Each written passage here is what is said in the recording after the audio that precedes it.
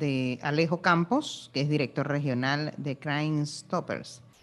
Está con nosotros, a ver si enciende la cámara. Así está encendida. Buenos días, bienvenido. Buenos días, ¿qué tal? Muchas gracias. Precisamente estamos aquí en Paso Canoas, justo en esta parte donde solo una calle divide a Costa Rica de Panamá, donde venimos a ver un tema de los temas de comercio ilícito, de los que tanto hablamos y vamos a compartir con ustedes. Y casualmente de lo que vamos a hablar hoy, profesor, del comercio ilícito de cigarrillos, que es una problemática que según los expertos cada vez va más en crecimiento en nuestro país. Su micrófono, profe, lo tiene cerrado. Porque son los mismos expertos que parece que han tenido razón, que cada vez que el Estado panameño o cualquier otro Estado mete más legislación contra los cigarrillos, el contrabando aumenta. Sí. Sí, es correcto. Eso es algo que siempre ponemos nosotros de ejemplo, la ley seca en los Estados Unidos, ¿no? Cuando esta ley fue totalmente prohibitiva y lo que prohibió fue la destilación y la distribución de productos de bebidas alcohólicas en los Estados Unidos, eso generó uno de los mercados ilegales más grandes que tuvo el país del norte en aquel momento y al mismo tiempo generó a uno de los contrabandistas y criminales más grandes de los Estados Unidos, no solo en materia digamos, de defraudación aduanera, de defraudación fiscal, sino que generó grandes pandillas en la zona con asesinatos muy violentos, que fue el conocido Al Capone. Entonces, de esta forma podemos ver cómo una prohibición tan prohibitiva como es la Ley 315 que ha sacado en este momento el país, genera o va a generar en este momento un mercado ilegal, un mercado ilícito, basado en un nuevo producto que lo van a vender las estructuras del crimen organizado, que son los cigarrillos electrónicos. Ahora, bueno, sí, esta es la nueva modalidad también, ¿no? Los cigarrillos electrónicos, pero volvamos al punto justamente donde está allá en la frontera, nos dijiste, ¿no? Justamente la frontera. Casualmente aquí estoy, del otro lado estoy mirando Costa Rica, digamos, la calle, pero estoy parado al lado panameño, para que quede claro.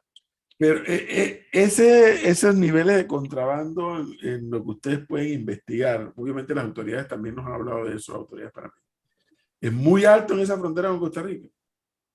Por supuesto, pero es muy alto sobre todo porque tenemos que recordar que Panamá, en este caso, actúa como un hub logístico de distribución de productos de contrabando que vienen principalmente de Asia. ¿Qué quiere decir esto? Que el crimen organizado usa y abusa, digamos, la posición geopolítica excepcional que tiene Panamá y el canal de Panamá, los puertos de Panamá, para traer hacia acá todos los productos que luego son vendidos en forma de contrabando en los países limítrofes y desde acá redistribuir esos productos. Entonces, obviamente, por la ruta fiscal que va hacia Costa Rica y que pasa por acá por Paso Canoas, no solo por los puntos fronterizos, sino por tantos puntos ciegos y permeables que hay en esta frontera, se distribuye y cruza mucho producto para Costa Rica, principalmente lo que estamos viendo en el día de hoy, que son los cigarrillos de contrabando, que salen de los puertos de Colón, que salen de las zonas libres y terminan luego en otros mercados de otros países, como en este caso Costa Rica, que estamos aquí al lado, pero también sucede lo mismo con Colombia. Mucho producto de contrabando es enviado desde Panamá hacia Colombia, también usando muchas, por ejemplo, las chalupas que salen ahí de un muelle de la zona de Colón y van recorriendo toda la franja costera del Caribe hasta llegar a puertos colombianos, o sino también algunos productos que se cruzan por la zona de la selva de Darién, aunque cada vez menos, digo, pues una zona que se ha transformado más en un pase migratorio hoy en día que en un cruce para los temas de contrabando. ¿Tienen idea cuánto es el impacto fiscal para Panamá, lo que provoca este comercio ilícito? Bueno, el año pasado se habló, el propio presidente Cortizo habló de 165 millones de dólares, que además fueron 165 millones que de alguna forma tuvieron que introducirse al sistema financiero a través de algún sistema o metodología de blanqueo de capitales, ¿no? De lavado de dinero, ya sea a través del pitufeo o por algunas otras formas en que se lava mayor cantidad de dinero. Pero al final son 165 millones de dólares, perdón, que han estado ahí, que el gobierno no los ha recaudado a causa de esta venta de productos ilegales y que se introducieron de alguna forma en el mercado del blanqueo de capitales.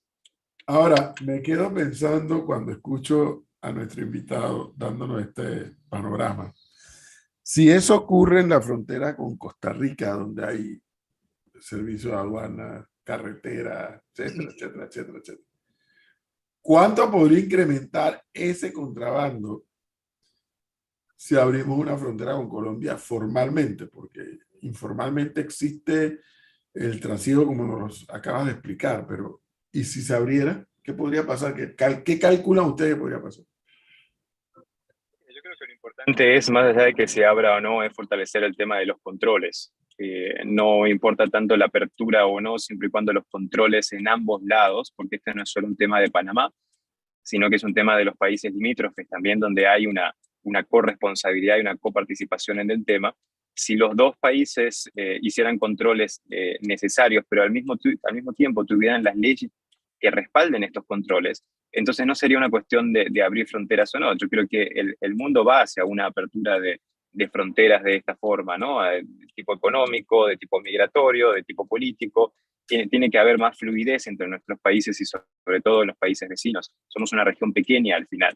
Entonces, poner tantas trabas en las fronteras no facilita el desarrollo de los pueblos, de las fronteras ni de los pueblos de los países. Pero obviamente los controles tienen que ser mucho más concretos, mucho más efectivos y tienen que estar acompañados por legislaciones. Y le pongo un ejemplo cuando digo legislaciones.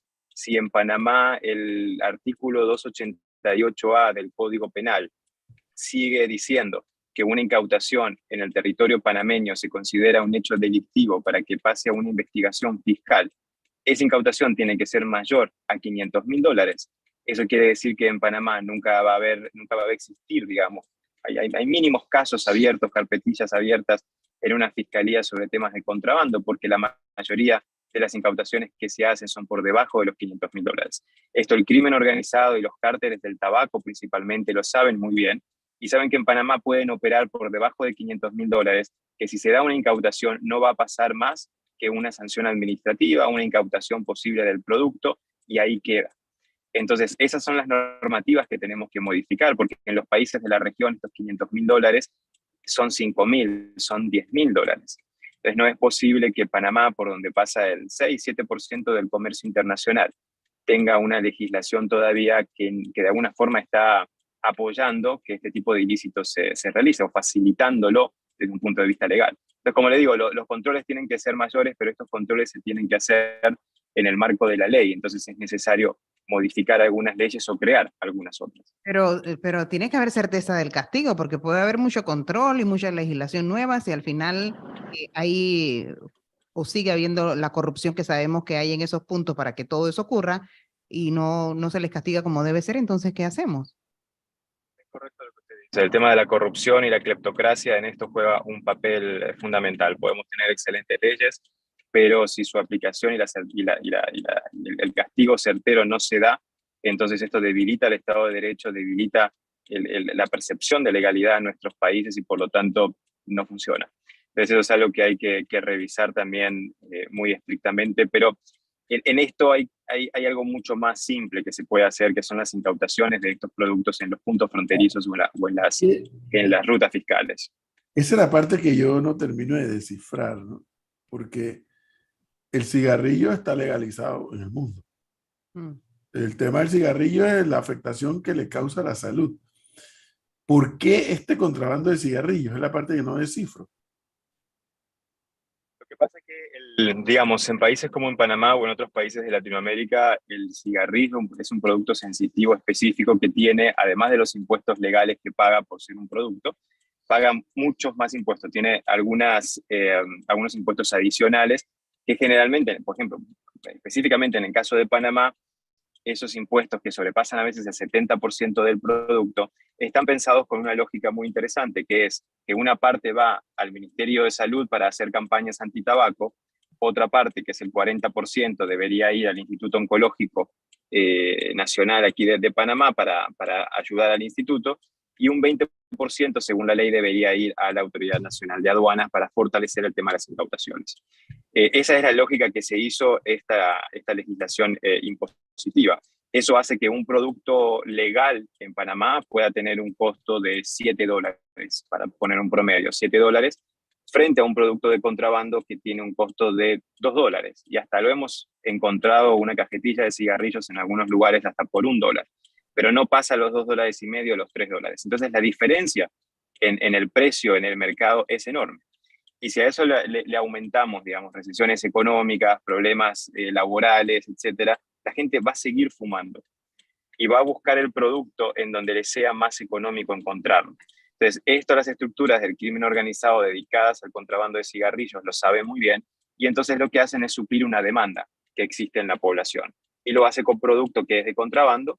¿Por qué? Simplemente porque no pasa por ninguna regulación del Ministerio de Salud, pero principalmente porque no paga impuestos. Y esto es la pérdida de 165 millones el año pasado que la propia presidencia mencionó. Esto es lo que transforma al producto en un producto ilegal en todos los países, que además es un producto con alta demanda en nuestros países, en el mundo en general. Es un producto fácil de transportar ilegalmente, fácil de esconder, fácil de vender, y la percepción que hay del producto por parte de las autoridades en toda Latinoamérica no es que sea un producto sensitivo o un producto estratégico para el crimen organizado. Es más, muchas veces entienden que es un producto que un grupo de contrabandistas de la zona lo está vendiendo para ganarse la vida. Pero hay que entender que eso ya no es así. Estos grupos de contrabandistas que tal vez hace 10, 15 años sí existían, que eran locales, que eran familiares, fueron desplazados por estructuras del crimen organizado dedicados directamente a un negocio global de cigarrillos de contrabando. Y todo esto hace que el producto tenga un menor riesgo a nivel criminal. Y cuando un producto tiene menor riesgo, tiene mayores utilidades. Por eso es que es tan atractivo este producto en todo el mundo, y sobre todo en países donde las legislaciones que deben combatirlo son un poco flexibles y hacen que el beneficio económico sea mucho más alto. Certeza del castigo. Profesor, ¿cómo es posible que usted y yo sepamos dónde lo venden? Cuando usted pasa por algunos semáforos, ahí están vendiendo cigarrillos de contrabando, cantidad. Claro ¿Usted que me va a decir que las autoridades no se dan cuenta de eso? cigarrillos y perfumes. De todo, de contrabando. Certeza del castigo. Lo que nosotros decimos con las autoridades, casualmente ahora estamos yendo a unos entrenamientos también, es la percepción de confianza de la autoridad se gana con pequeñas acciones. Y las pequeñas acciones son precisamente esto, lo que ustedes acaban de decir. Si todo el mundo sabe dónde se venden estos productos de cigarrillos de contrabando y otros más, porque esto es parte de un portafolio ilegal de productos que hay, ¿no? Entonces, ¿por qué no ir directamente a incautar esos productos? Que no importa que sea 1 o 2 perfumes, no importa que sean 1 o 2 cartones de cigarrillos o 2 botellas de whisky, lo que importa es que la gente tenga la percepción de que si hay un ilícito visible, entonces se va a ir en contra de ese ilícito. Entonces, eso ayuda mucho a construir esta percepción de credibilidad, de confianza con las instituciones, y también la percepción de la cultura, la legalidad y el Estado de Derecho. Tal cual, así es. Bueno, entonces, a seguir esperando que el asunto de la persecución del delito funcione y funcione bien. Esperemos que sí. Vamos a ver qué sucede en estos días por acá, por la frontera. Gracias.